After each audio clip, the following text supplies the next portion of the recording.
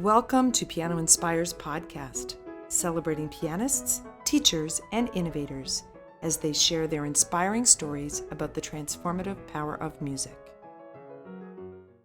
I'm Alejandro Cremaschi. I'm professor of piano pedagogy at the University of Colorado Boulder. I also work for the Francis Clark Center as director for research advancement. And today's guest is Chee-Hwa Tan, a composer, pianist, and teacher who currently lives in Colorado. Chee-Hwa Tan, composer, pianist, educator, is passionate about mentoring the next generation of musicians and supporters of the arts.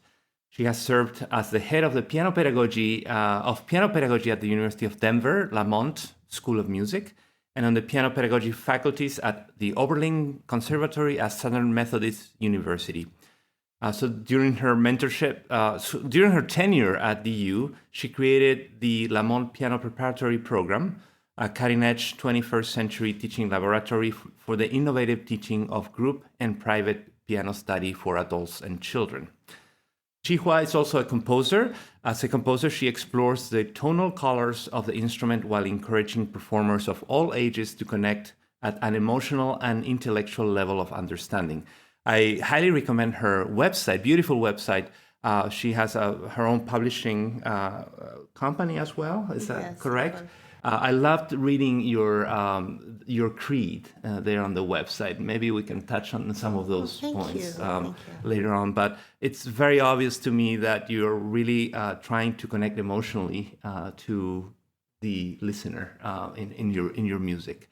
She's a native of Malaysia and naturalized U.S. citizen. She holds a master's degree in piano performance and piano pedagogy from the Southern Methodist University and a BA in piano performance and English. I didn't know that. From the Oral Roberts University. Her teachers include Alfred, you're going to have Moludu, yes. Joaquin Achucarro, I can say that, Gregory Nagot, and Joyce Bridgman. Hey, well, it's a pleasure to have you in the series and to find out a little more about you, Chee-Hwa, and about your work. So I was thinking that maybe we could start with a little bit about the story of your life, your history, how you got started in music, to tell us about your childhood, your first experiences at the piano as a composer as well. Thank you, Alejandro. It's a delight to be here.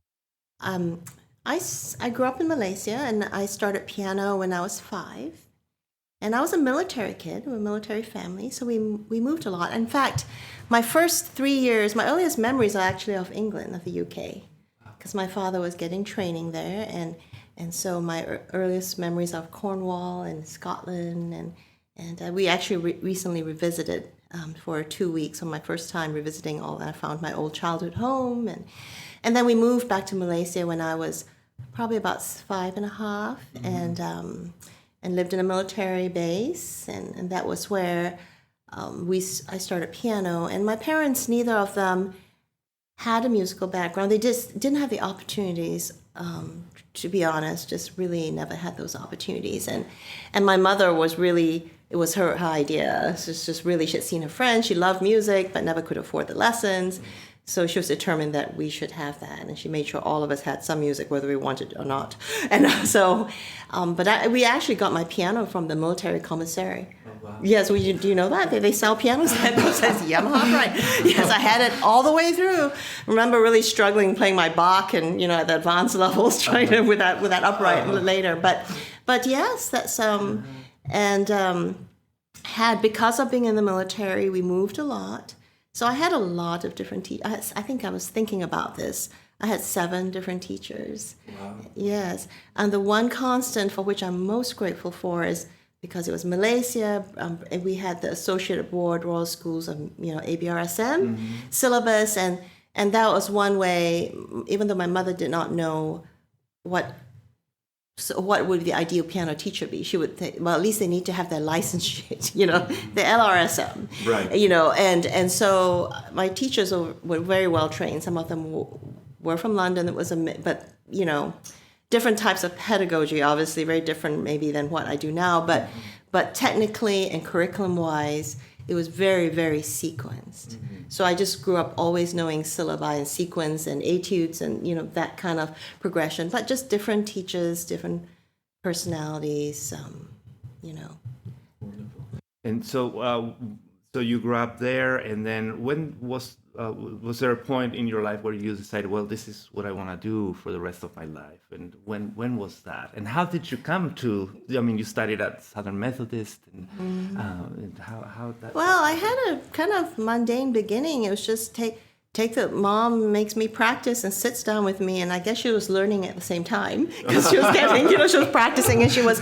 I remember John Thompson teaching Little Fingers to play, but then she was like in grade 2. She was ahead of me, so I'll be practicing, and I remember crying because I didn't really want to sit and practice. So there's this whole thing with parents and students, But at some point, once I could play a little bit. I remember it didn't take that long. I started getting really kind of hooked to it because I figured out somehow that I could put my emotions into it. I love the sound. I remember playing the Bach Minuet in G, grade 1 exam. And, yes, I see these things stick with you over and over again. I mean, just because I enjoyed the feel of it, the kinetic feel. Oh, that piece is wonderful. Is that right? Yes. So once you get piece. all those, the first real piece. And then I remember thinking, I want to be in music. What could I be that I could be good at? And I thought, well, maybe actually, I remember thinking maybe I'll be a composer. Wow. Then I thought, oh, there must be a reason why they're all men. And and I never really realized until maybe about 2 years ago that I suddenly recalled this thought. I thought, oh, Bach, I just love Bach so much, and Mozart, but how come there are no women? Must be that women are not as good at it. All right. It's in my childish mind. I don't know if it was ever, I cannot remember if it was ever communicated to me through teachers, but I just thought, so if I cannot be that good at it, I'm not going to do it. That was my kind of mentality. Right. So then my next thought was, maybe I'll be a conductor. I just, this is something I only remembered recently. And I thought, and I looked, not that I knew a lot of conductors, it's because this was Malaysia and we didn't even have a classical orchestra. But the few recordings I had, I was like, oh, for some reason, women are they must not be, somehow have that skill. So then I thought, oh, I guess I'll just have to be a pianist. so that's what I was I fell in love with the ability to just emote and have a safe space in my music and communicate with it. And I was also very much into dance. That's an interesting thing. Into dance? Yes, ballet. Because, and this is unusual in Malaysia, you got to realize growing up in the 60s, 70s, it's not like classical ballet is all over the place. Right. Neither is classical music, by the way. But my father had a sister who was kind of self-made, and she was the pioneer in Malaysia for classical dance. Wow. She basically put herself through university by teaching ballet, and she then would go to London and get her training and come back and forth. So she would bring. I was in ballet all this time for free. I never realized what a gift she gave me until I had to pay for my own children's dance lessons. Right. Then I'm realizing, oh my goodness, Auntie Leland gave me such a precious gift. And so music and dance were very much intertwined. And and Auntie Leland would say, one day when you grow up, maybe you might take over my school. Because she only had a son at that time. And I would say, no, I want to be a pianist. But I think a lot of my exposure came from the dance world because dance always has music. And it has some of the great music. Right. Like, the Brahms with the New York City Ballet. So I didn't get a huge exposure to maybe the great music literature because we just didn't have the resources. Through the ballet world, I would hear the beautiful music, and I always associated it with movement, with expression and story. As opposed to just in my lesson and the music. So I'm so thankful I was exposed to a big idea, a big picture of where what music can be used for. Right, it's not just pressing keys. Exactly, right. Exactly. So I used it. I mean, in school, I was involved in shows. I would always play, but mostly what I was known for was choreography. I would choreograph dances. Wow. for school plays, for musicals, Longfellow's, Hiawatha, things like that. I forgot. I don't do that anymore. It's an old life. Do you have you composed for ballet Oh my, I can't even imagine. That you've imagine. done, or? No, I used to just create dances. I used choreograph dances because I could hear the music, I hear the movement, and later when I was in graduate school, so I put myself through grad school and paid some of my bills, was in playing for the dance companies. I mean, the two skills kind of, but intertwined. Yeah, to me, music is so much about movement. It's about choreography. And story. Story. And it's probably because of that dance background, because there's always a story, at least in the classical ballet repertoire. That's quite something. And so in there was a point, I guess, when you also started seeing yourself as a composer. I mean, you said that originally you thought about it and thought, well, maybe not. I'm a woman. Maybe this is we're not supposed to do this. But there's a point that in your life where when did that happen, and how did that happen? Well, for listeners, just to encourage them, it happened very late. Okay. Yes. I know when I was in my undergrad, I did my compulsory composition course. And of course, growing up at the ABRSM, they do actually, when I think about it, they have little composing of themes and things like that. But it was, for at least the kind of teaching I got, it was always at the desk away from the piano. I wasn't allowed to go to the piano. You were supposed to do it by yes, ear. you're supposed to do it, but yes, and then you have the exam where you make. So it was never anything very fun to me. So I never really thought about it as creating. It was more like this assignment. Now I did arrange sometimes. I think I may have arranged some things for church. Just if you have a need, but I never thought about it. And then I did a composition class. Had fun with it. They liked what I did, and it was just an assignment. In undergrad, didn't really think about it. Oh, but I did come to think about it. For my senior recital, I must have been doing that composition class because I had an idea to write something for violin, voice, and piano. And I asked my teacher, could I include that?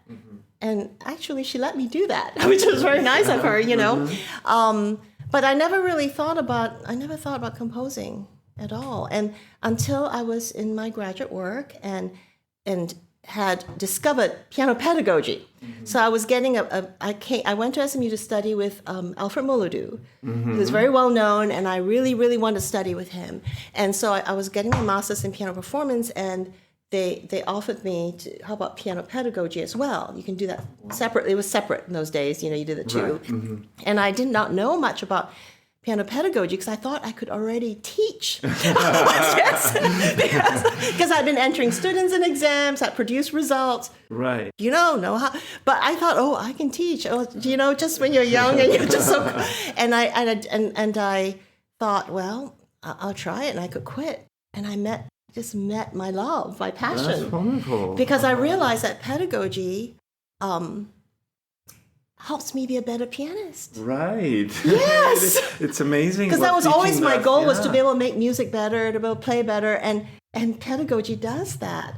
And so anyway, in the midst of all that, Dr. David Karp had, maybe it was required. I seem to do a lot of things because they're required. But so don't. Yes, you're right. Initial. Yes, he had a pedagogy composition class, and I suppose maybe I just had to take it. So I did it, and he was wonderful. He introduced me to modes. We had to do all these modes. From Malaysia, I thought anything dissonant was not good. It was just like Bach, Beethoven, Brahms. And we had assignments. So I'm thinking, well, I'm not going to just waste my time creating something random, just for this assignment.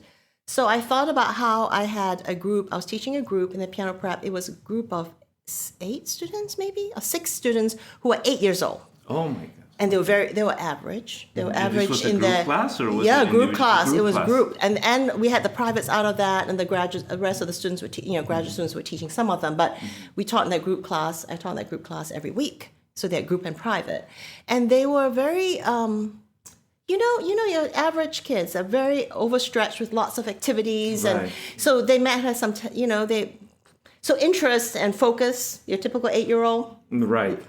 half of them were boys. So I was getting them wanting them to get into year 3 intermediate. I was trying to get them, move them into the intermediate, cross that bar, from elementary to intermediate. Such a hard one to cross. And that requires a little bit of effort, a little bit of icky practice and focus with the technique, hand independence and all that. So I thought, what if I wrote things to get them across to that, other than the standard classical literature? And of course, I had wonderful things like Gillock and Lindstrom and Olson, but I was just thinking for specific techniques that help them get into classical, because that's sort of my goal, get them into like Clementi and all that. Right. So, and then I thought, well, how would I get them to actually focus on getting that technique? That's kind of tricky. And I thought, you need to distract them. I thought, how can you distract them? I thought with a story. And I thought, well, how do you get a story? Well, poems. I've always liked poems. I've always loved poems because of my literature. If I hadn't done music, I would have been a writer. I would have done, writing. Wonderful. So I thought poems, and I always loved Robert Louis Stevenson and his poems, A Child's Garden of Verses. I thought, what if they got interested in the story, and all they had to do was make the music sound like the story. Right. And of course, to make it sound like the story, you have to get the right technique to get the sound. Right. It's a reverse process. So I flipped the process. And so I created 8. So each student had one. And I wasn't thinking of specific students, but I was thinking of a general category of type of student. And so it wasn't easy, but there will only be one difficulty, and then it would sound very, I thought, if I could just distract them with the sound and the story. And I didn't realize at that time, it was just to motivate, and that's how I came up with that. So it was very practical, and the students used it for years. I wasn't thinking of publishing at all. Wow. It was just what they did, and then I would have my graduate students, when I was on faculty there, I would have my graduate students make photocopies at Kinko's, find their book, plain yellow cover, I remember, and then the students would get to draw their own cover design, and with each piece, as they learned the piece, they would do their own artwork for each piece. And then they would recite the poem before they shared it in class, because they got to perform every week. So that's how it started. Yeah, very practical. Very practical. Right. Yes. And just coming to those drier things that we do in piano, the technique, all that, through the angle of story and the music. That's pretty because it's hard work. I mean, it is not pleasant having to. It takes great focus to correct a technique or to develop one correctly. And that matters, but try to sweeten it a little bit. Why make it so painful? And actually, that first collection, A Child's Garden of Verses, that was an assignment. Isn't that funny? Thank you, David Karp. Thank you. It was probably 5 years. I used it for 5 years before I even got it submitted to Frederick Harris, and now next year is the 30th anniversary. Oh wow! I can't believe it. It was it's the 30th anniversary of that concept of synthesizing poetry and music. Is that a process that you still use when you compose, or? Yes, in different. Well, I hear from a lot of people and students, and they seem to really love that. And so I continued doing that for a few. There's only so many poems in A Child's Garden of Verses, and I think I'm going to add one more, and we'll tie a bow on it, because there aren't any more poems I hear the music in. But my latest series, I got to thinking about the last 10 years. I was thinking about this whole thing about emotion. You sit in master classes or you do a lesson, and you ask the student, what is the imagery that you hear or see, or what's the story? Right. Or you say, how do you feel, right? And a lot of times they sit there and they go, oh.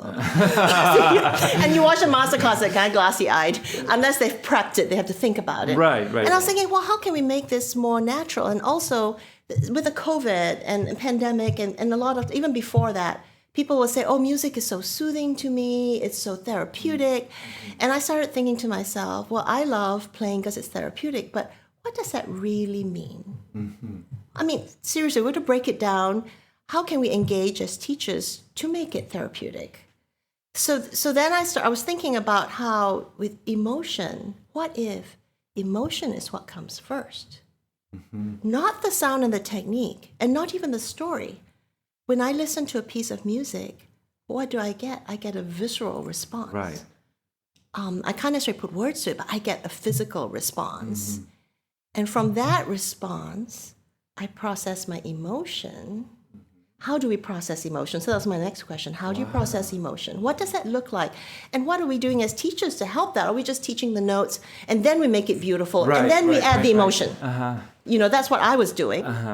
You know, and I know my music has emotion, and so I was always that, but I hadn't thought through this whole process. So I thought, what if we start with emotion? Because emotion really matters. And part of this is life. I'm getting, you know, I'm growing up. Right. I have kids, I've grown kids. You're helping them deal with their emotions. I realized how I had not learned to identify my own emotions enough. That's amazing. Right? Because I grew up developing country. You got to take care of everything, and you don't have time to deal with it. Immigrant. Right. Yeah, I was going to say surviving. We often there are so many other priorities. Emotions are not the priority, and in fact, they're usually a little afraid because usually people explode, but we to process, to actually identify and validate your emotion. Take time to say, how is this feeling in my body when I listen to this music?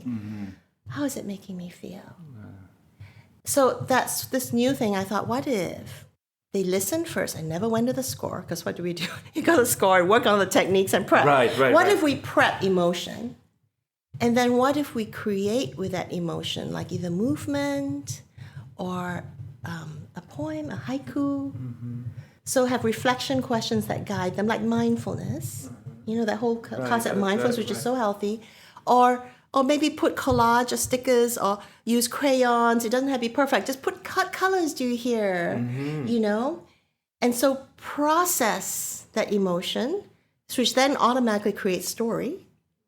And then from that connects story to sound, which is technique. That's fascinating. So then you get the technique, because of course my pieces have the technique, because I'm always very technique oriented. But that's the reason I got to thinking, that's the reason for the technique. Right. It's because of to express the emotion and the story, and then you choose the sound you want, and therefore you choose the technique. Right, exactly. So that's where I've come kind of at where I'm at now, and that's my latest series is Once Upon a Journey.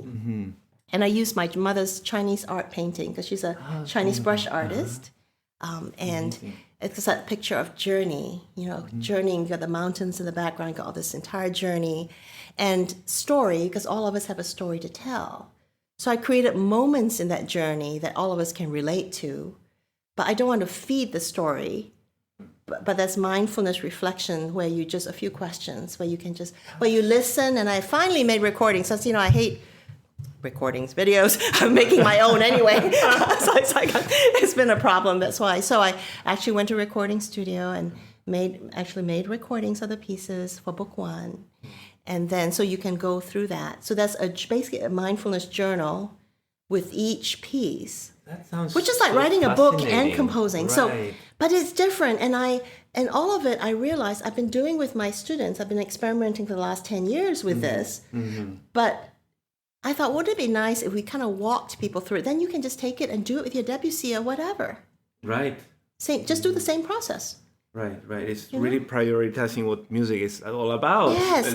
It's like, not about moving fingers. Exactly. Right? Yes. And we say, well, why? What is it that motivates someone with music? I start asking myself what it is for me, and I realize is first I get a physical reaction. Right. It's the emotions. Exactly.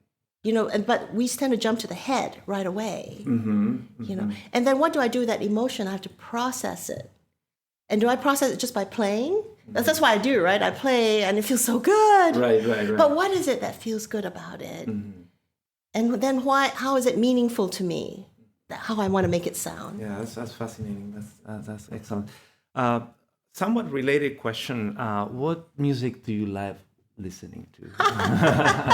What makes you those emotional wheels kind of turn?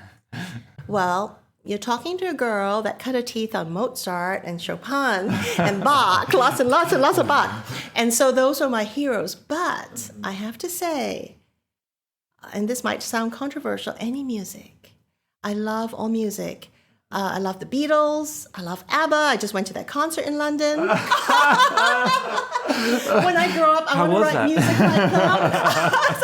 Oh my God. So I used to, before pre-kids, I got a bit overwhelmed when I was raising kids, but pre-kids, when I was in my 20s and 30s, I would always scan the radio to listen to all the different stations because I wanted to hear what my students were listening to. Oh, yeah, okay. I always like to hear what's current. And I also, I think even then, I would always be very curious about what is it that they like about, what is making them like this music. Mm-hmm. So it didn't matter whether I liked it or not. Mm-hmm. I was curious about what they liked about it. Wow. Because there must be something. If they like it, there must be something. And surely I could at least learn what they like. Is it the rhythm? Is it the drive? Mm-hmm. And in general, I would say, I love bluegrass.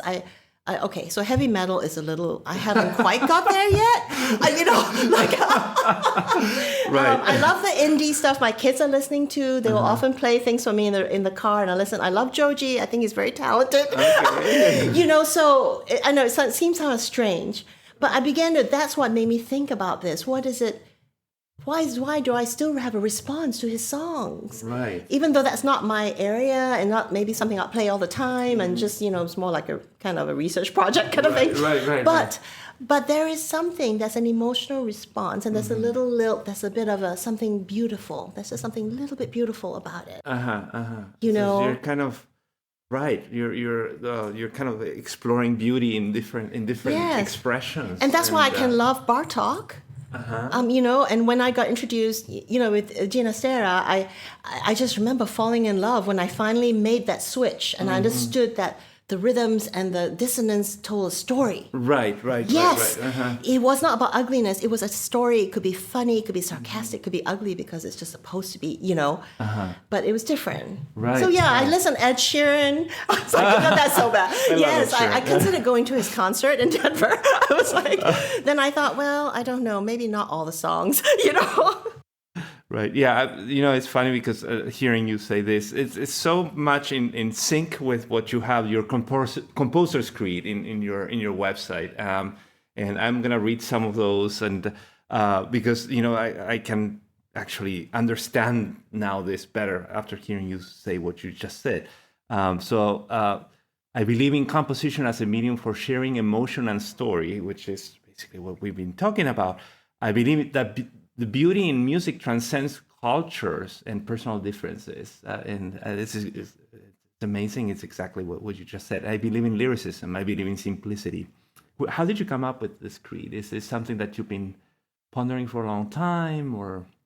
I think so, yes. Mm-hmm. I have been thinking about this a long time, and I think becoming a mother, raising 4 children, when I always thought I'd be very career-driven. Mm-hmm. I really, really just always thought I'd be in academics and music forever, and then teaching my own children music and seeing them become musicians in their own right, and realize and being very determined because of the pedagogy background. Thank God for that. Otherwise, I probably have killed them. Probably some I killed them anyway. But beginning, there's a difference between your students and we always have to separate our agendas, right, from the person, and find out what is best for them. Is this my dream? And the same thing as with a parent. As when you're a parent, it's even more important that you separate that. It means your child. So I began to ask myself when they were doing their music study, because I taught them all the piano, and then I farmed them out when I couldn't fit in the schedule, or if I could tell that it was going to affect the relationship.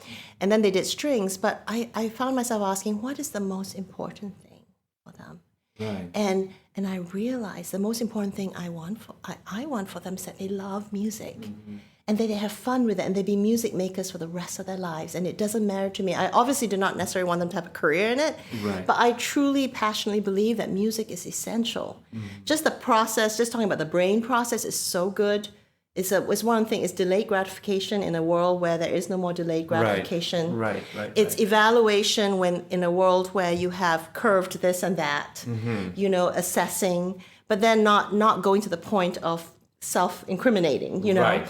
So there's that. But then when all else fails and the whole world is falling apart, and I've seen that with my kids, when things are falling apart from them, they go tinker on the piano, and they're just making things, just pouring out, just like the way I did when I was 5 and 6.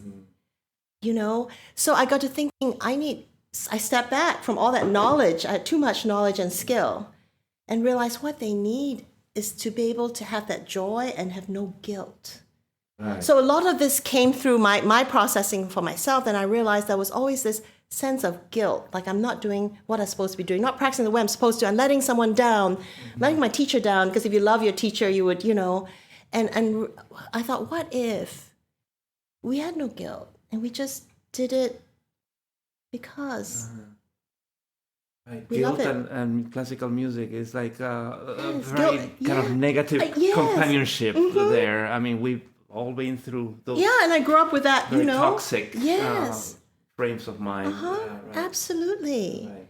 And for my children, because I wanted even better than what I had, I began to think about that. And even with their teachers that I chose for them, or you know, just sometimes I thought, I came to the point, and maybe a lot of people would not agree with this, but I figured, you know, in the end, it's better for them to be rather sloppy and to have some deficiencies in technique. I'm not saying I want that, because I'm kind of particular about that, but I'd rather they have that and be whole emotionally and not be wounded emotionally, because they can catch up on the technique and they can catch up on the knowledge.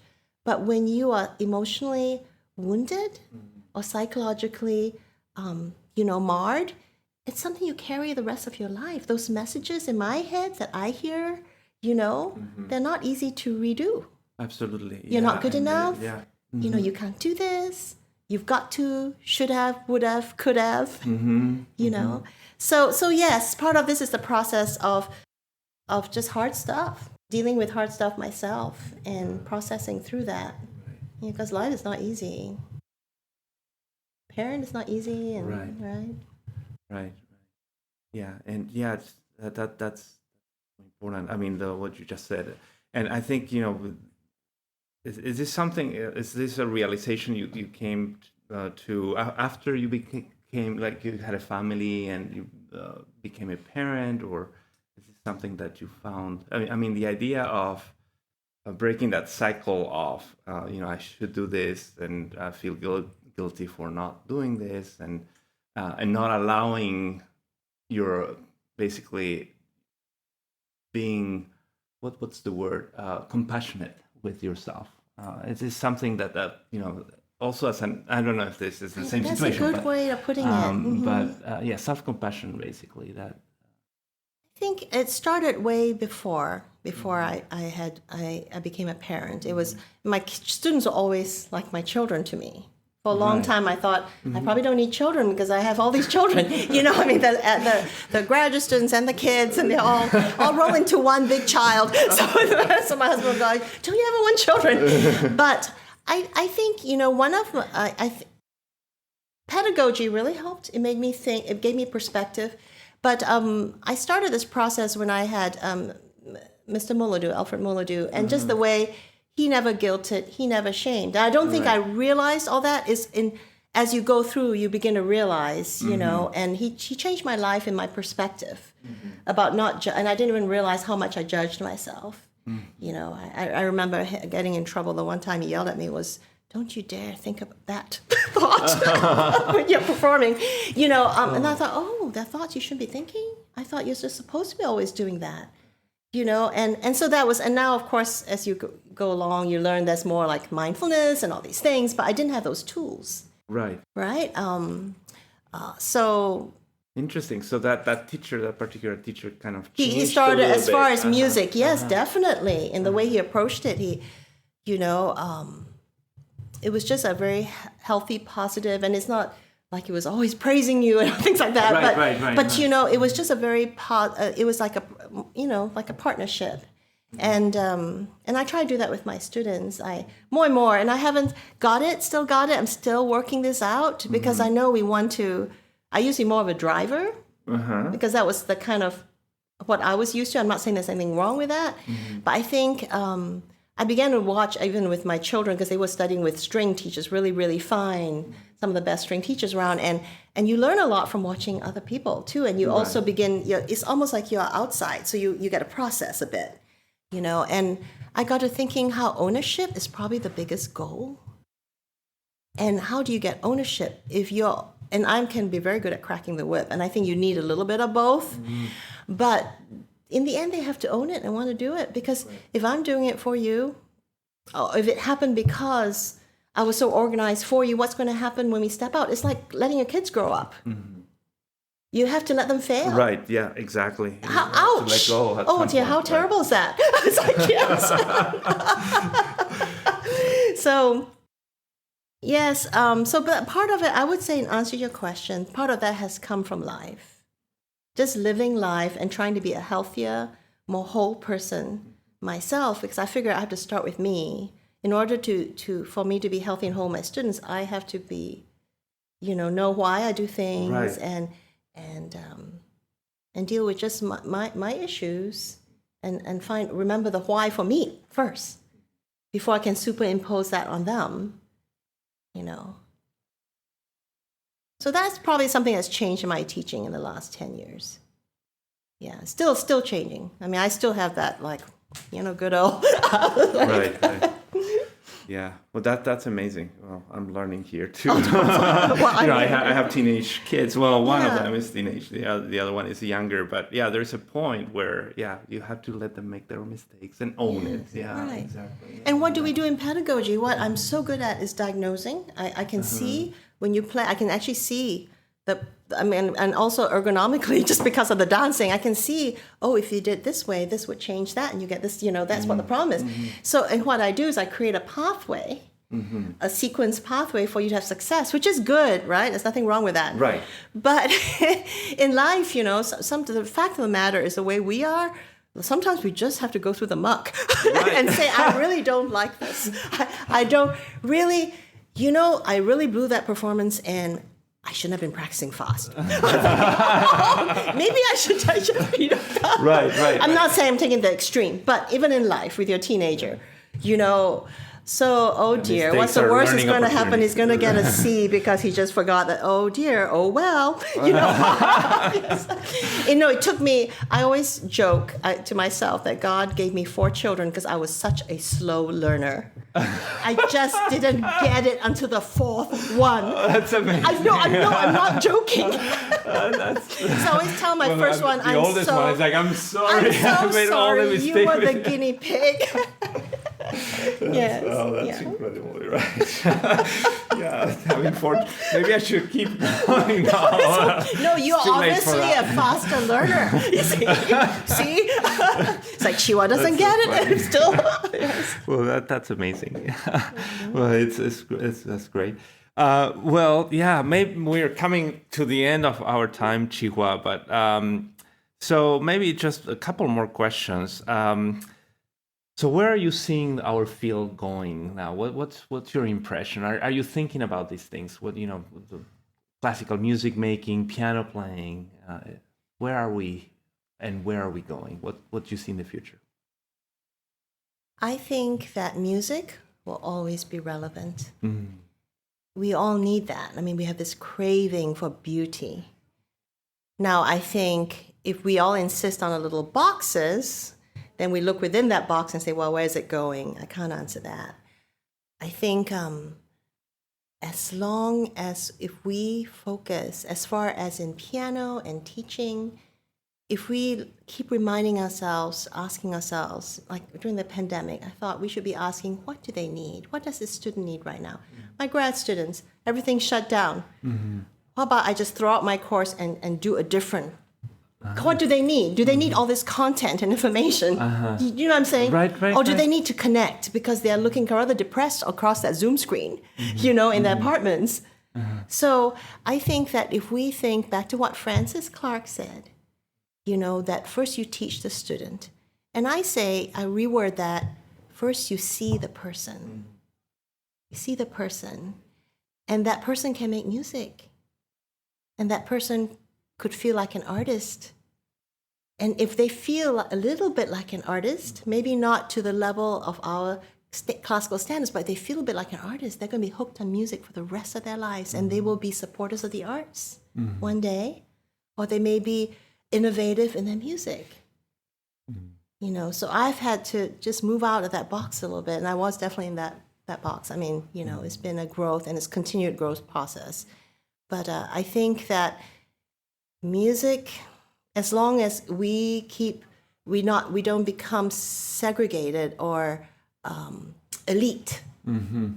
We're not, and I don't say lower the standard, but value someone's music making. Find something, what is it that's at least something that's special, and try to look at it that way, because otherwise we kill our own joy. Right. I was finding I was killing my own joy sitting there and noticing everything. Right. When that's not the way it ever was anyway. And then now we're in a world of super edits. Right? Mm-hmm. Yeah. So I think there's great hope for music. I think we just need to flex with it. We don't have to lower our standards, just need to open our vision, our perspective to the bigger picture. Ask for that gift to be able to see bigger, see the bigger picture, and see people first. Because people matter. I told my graduate students that as I was leaving DU, that, people matter more than the product. Mm-hmm. The people matter more. That's what you leave behind, the people and the relationships, right? So. Well, this has been wonderful, Chee-Hwa. It's been a pleasure, and thank you so much for your time, and I've enjoyed our conversation here a lot. Thank you. It's an honor. Yes. Yeah. The Francis Clark Center is a not-for-profit educational organization that serves the advancement of piano teaching, learning, and performing. Divisions include Piano Magazine, Piano Inspires Kids, Journal for Piano Research, National Conference on Keyboard Pedagogy, the New School for Music Study, Piano Education Press, International Online Teacher Education, and Piano Inspires Online Community Hub. Please visit us at pianoinspires.com to learn more about our impactful work and inspiring community.